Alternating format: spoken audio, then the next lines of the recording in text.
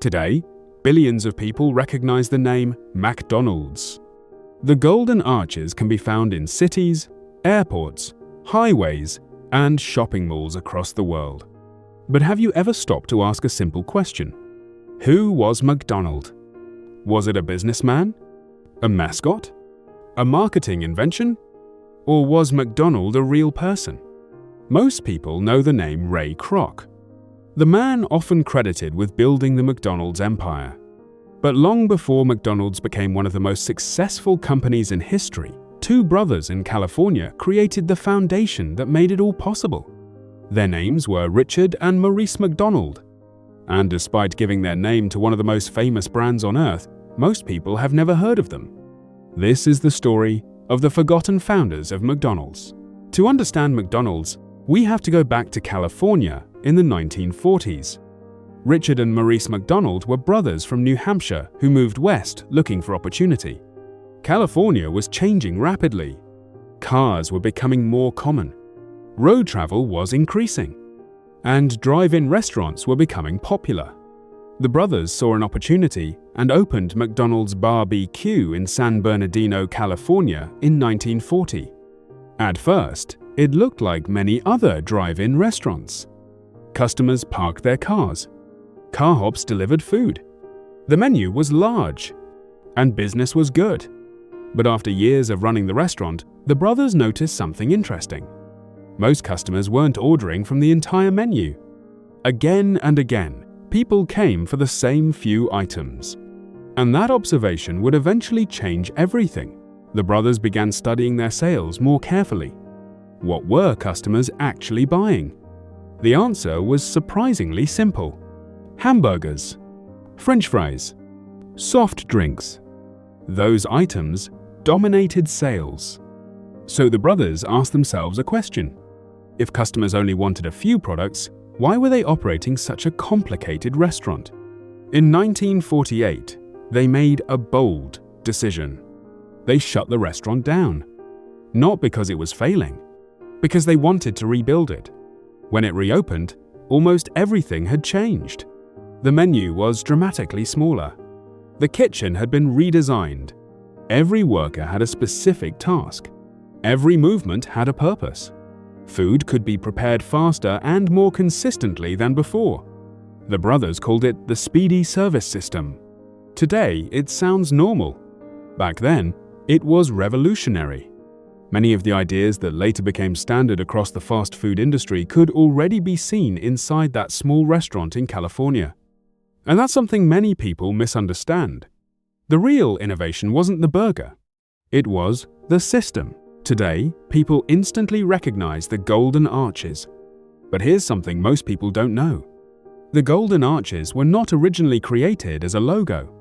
Before the arches became famous, McDonald's used a mascot named Speedee, a smiling character designed to represent fast service. Later, the brothers wanted their restaurant to stand out from a distance. Architect Stanley Meston designed a building with two giant yellow arches on each side. The arches were part of the restaurant itself, not the logo. But as the restaurant became more recognizable, those arches slowly became part of the brand. Years later, they evolved into one of the most famous logos in history. Several years later, a milkshake machine salesman noticed something unusual. His name was Ray Kroc. Kroc sold multi-mixer machines. One day, he received a surprisingly large order from a single restaurant. That caught his attention. Why would one restaurant need so many milkshake machines? Curious, Kroc traveled to California to see the business for himself. What he found impressed him. Customers moved through quickly. Food was prepared efficiently. The operation ran with remarkable consistency. Kroc immediately realized he wasn't looking at just another restaurant. He was looking at a system that could be repeated again and again. And in his mind, that system belonged far beyond San Bernardino. After seeing the restaurant, Ray Kroc couldn't stop thinking about it.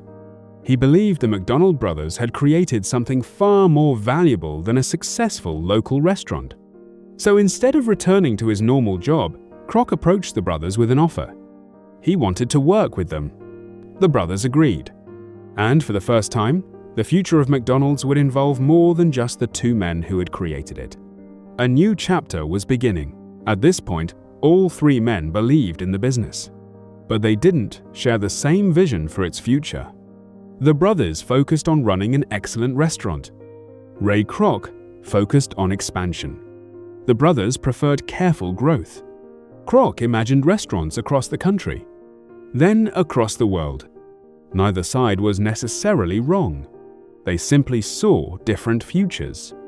And eventually, that difference would change the company forever. In 1955, Kroc opened a McDonald's restaurant in Des Plaines, Illinois. It became a key step in expanding the brand beyond California. The small restaurant was becoming something much bigger. As McDonald's expanded, tensions emerged over the future direction of the company. Eventually, a decision had to be made. In 1961, Ray Kroc purchased the rights to the McDonald's business for approximately $2.7 million. The brothers stepped away. Kroc took control of the company, and McDonald's entered a new chapter. Over the years, many stories have been told about the deal. Some claims remain disputed. Others are difficult to verify. But one thing is certain. After 1961, Ray Kroc controlled the future of McDonald's. But here's a question that rarely gets asked. If Ray Kroc owned the company, why didn't he change the name? Why not call it something else? The answer reveals something important.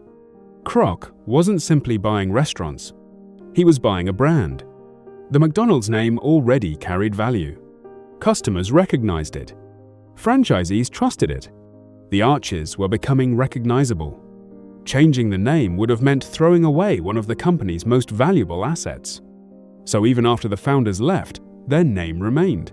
After selling the company, Richard and Maurice McDonald largely stayed out of the public spotlight. Maurice McDonald passed away in 1971. Richard McDonald lived until 1998. By then, the small restaurant they started in California had become something far larger than either brother could have imagined. Today, McDonald's operates more than 44,000 restaurants across over 100 countries. Yet the McDonald brothers were no longer part of that story. Thanks for watching Business Untold. Subscribe for more stories behind the world's biggest companies.